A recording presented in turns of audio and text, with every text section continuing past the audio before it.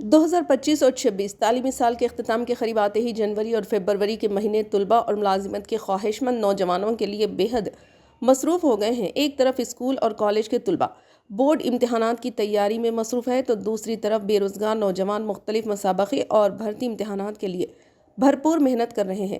10ویں جماعت اور انٹرمیڈیٹ کے پبلک امتحانات کے ٹائم ٹیبل پہلے ہی جاری ہو چکے ہیں، جس سے تعلیمی دباؤ مزید بڑھ گیا ہے۔ اس دوران گزشتہ سال کے آخر میں مرکزی اور ریاستی بھرتی اداروں نے مختلف سرکاری نوکریوں کے لیے متعدد نوٹیفیکیشن جاری کیے تھے، جس کے نتیجے میں جنوری اور فروری میں امتحانات کا شیڈیول کافی مصروف ہو گیا۔ دستیاب شیڈیول کے مطابق تلنگانہ ٹی ای ٹی امتحانات 3 جنوری سے 20 جنوری تک منعقد ہوں گے، جبکہ S S C C G L ٹیٹس 2 امتحانات 18 اور 19 جنوری کو ہوں گے۔ A I S S E science school 2026 کا داخلہ امتحان 18 جنوری کو منعقد کیا جائے گا۔ اس کے بعد جے ای ای مین سیشن 1 کے امتحانات 21 سے 29 جنوری تک ہوں گے۔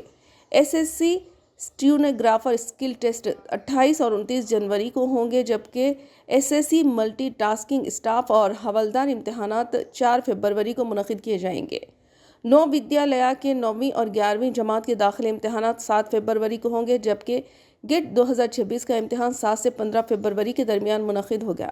ریلوے ریکوائرمنٹ بورڈ کے سیکشن کنٹرولر امتحانات 11 اور 12 فروری کو ہوں گے، جبکہ 25,487 جی ڈی کانسٹیبل کے لیے ایس ایس سی کا امتحان 23 فروری کو منعقد کیا جائے گا۔ آندھرا پردیش میں forest head officer, assistant head officer اور تھانے دار کے امتحانات 9 اور 10 فروری کو ہوں گے، جبکہ ایگزیکٹو آفیسر گریڈ 3 کا امتحان 11 فروری کو مقرر ہے۔